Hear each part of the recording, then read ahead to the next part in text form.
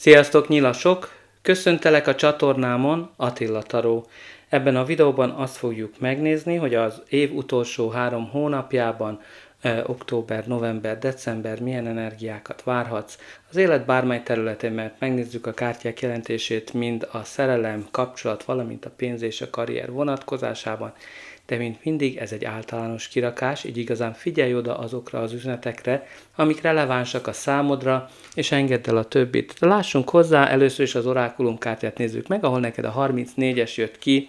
Tehát ez a kártya igazán a segítségről szól, ezt a magyarul nagyon nehéz lefordítani, mert arról szól, hogy valaki segít. Tehát lehet, hogy valaki segít neked a kapcsolatok területén, bemutat valakit, vagy a karriered területén van valami segítség, tehát még ha zordak is a körülmények, úgymond valaki segít neked abban, hogy felülkerekedj, hogy felül jöjj ki, tehát hogy felkerülj a top listára, úgymond. Tehát valaki segíteni fog ebben az időszakban, vagy segítség elérhető. De nézzük, miről szól a taró. A kirakásod középpontjában az érmék 4-es van, ami alapvetően a pénzügyi stabilitásnak a lapja. Amikor nagyon keményen megdolgoztál a pénzedért, odafigyelsz arra, hogy mire költöd, de az a probléma vele, hogy túlságosan ragaszkodsz valamihez, nagyon félsz attól, hogy el fogod veszíteni. Ez lehet az állásod, lehet egy titulus, a pénz, egy kapcsolat, amikor ugye nagyon ragaszkodunk valakihez, és túlságosan próbáljuk kontrollálni a helyzetet, és féltékenyek vagyunk, és állandóan kérdezősködünk. Tehát itt van valami, amihez alapvetően túlságosan próbálsz ragaszkodni, mert félsz attól, hogy elveszíted. És az a probléma ezzel a lappal, hogy a félelem energiájával igazán azt vonzod be, amitől félsz. Tehát nagyon fontos ezeken dolgozni, hogy ne a félelem irányítsa az életedet. Az első lapja a kirakásodnak az az érmék királynője, ami egy udvari lap, így lehet a te energiád egy másik személyé, vagy a kártya általános energiája. Tehát ez a királynő a gazdagság, a stabilitás, annak alapja, aki nagyon jól tudja, hogy hogyan kell pénzt teremteni, hogyan kell a pénzt sokszorozni. Lehet egy vezető pozíció. Tehát ilyen szempontból nagyon-nagyon nagy sikert jelent az a munkaterületén. Jelenthet egy nagyon stabil kapcsolatot, egy anyafigurát, aki odafigyel a körülötte lévőkre, és igazán nagyon hűséges, megbízható szemét is jelent. De nézzük, hogy mi a következő lap. Elnézést. A következő lap az a bolond. A bolond, ami igazán valamilyen új kezdetet jelöl az életünkbe, egy új fejezetet, amikor egy teljesen új irányba indulunk el. Ez lehet egy új karrier, egy új állás, egy új kapcsolat, bármi igazán, ami új, amikben nincs sok tapasztalatod, de van elég, mert ugye az a batyú a tapasztalatainkat jelzi, ami elég arra, hogy útnak induljunk, és megtegyük ezt a nagy lépést ebbe az új irányba. A pulikutya viszont jelzi azokat a személyeket, akik segítenek nekünk ezen az úton, tehát itt a segítség mindenképpen elérhető, mind a karrier, mind a kapcsolatok területén.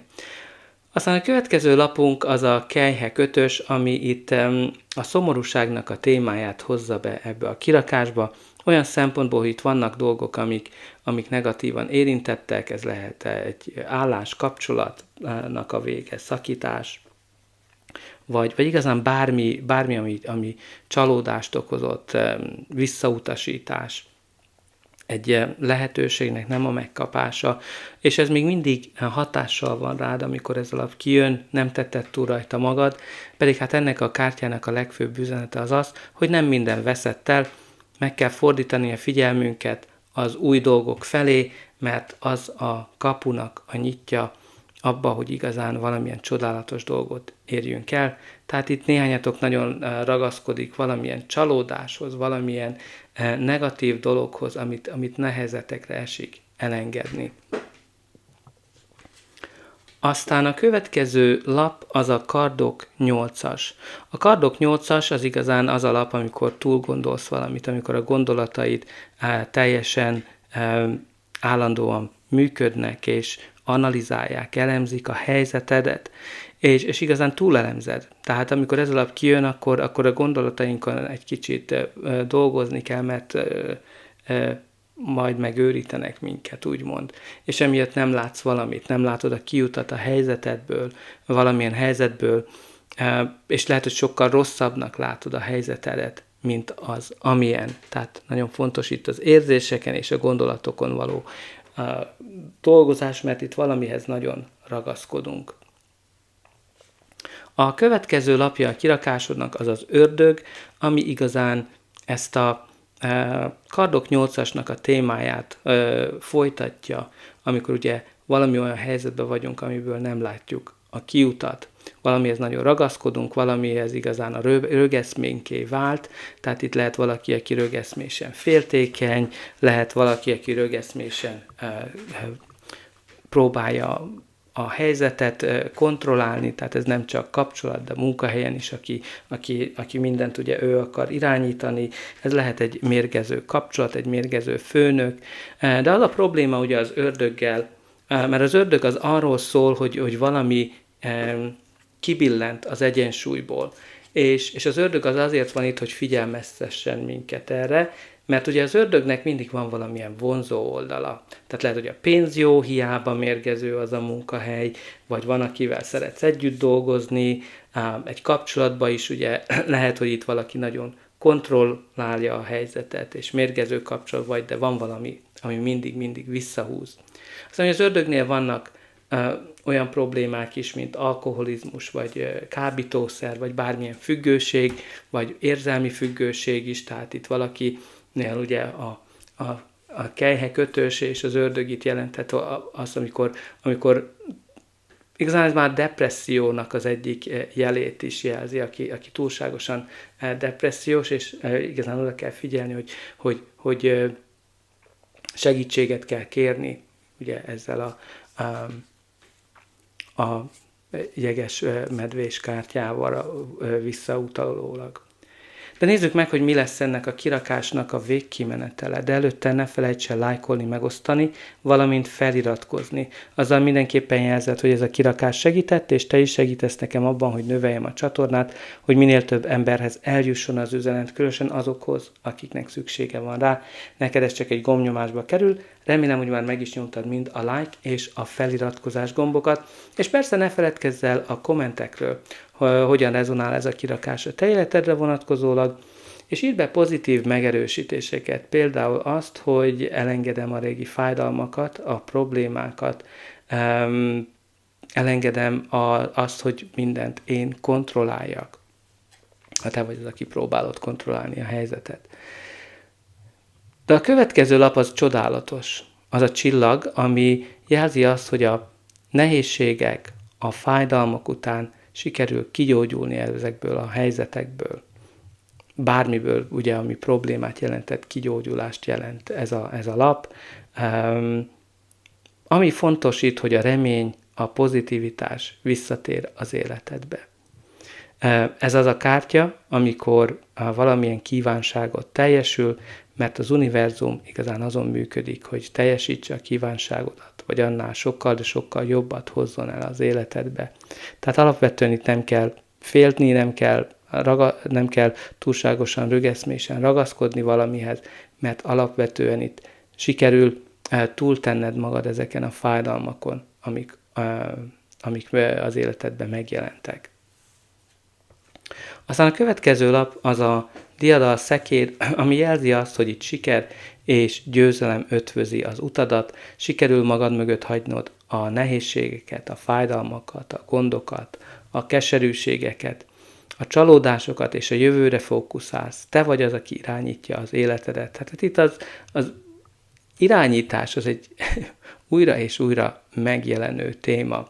Aztán ugye a diadal szekérnél jelenteti azt is, hogy valaki költözik, vagy éppen utazni fog, lehet, hogy az álomutazásra mész el, de alapvetően itt valami nagyon siker jön be, tehát egy nagy-nagy siker, úgymond ezzel a csillaggal és a diadal szekérrel. Aztán a következő lap az a botok 9-es, ami a megfáradt, megsebzett katonának a kártyája. Jelzi azt, hogy itt nagyon sok ugye fájdalmon, nehézségen estél át, és igazán nagyon sok minden, sok harcon is csatában volt részed. De a Botok 9-esnél közel állsz ahhoz, hogy igazán feladd azt, amiért harcolsz. És ennek a kártyának a legfőbb üzenete az, hogy ugye nem szabad feladni, mert nagyon közel vagy ahhoz, hogy elérd, amit szeretnél. Az ugye nem szabad feladni, nem minden veszett el, és nem szabad feladni. Tehát ezek nagyon tisztán kijövő üzenetek ezekből a lapokból. Aztán a pakli alján pedig a Botok 4-es van, ami az új kezdeteket jelöli, a 11-11, amikor kinyílnak előttünk a kapuk, és egy nagy-nagy mérföldkövet érünk el.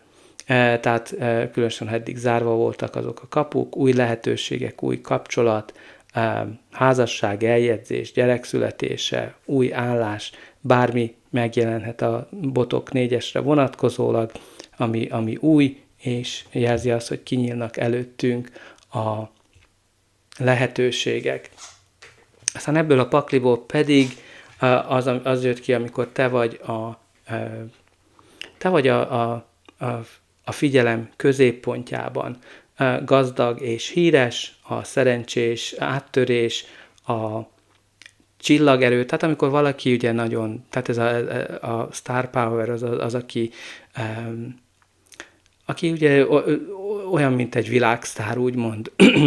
Aztán itt néhányatok lehet, hogy influencer, vagy pedig a szórakoztatóiparban.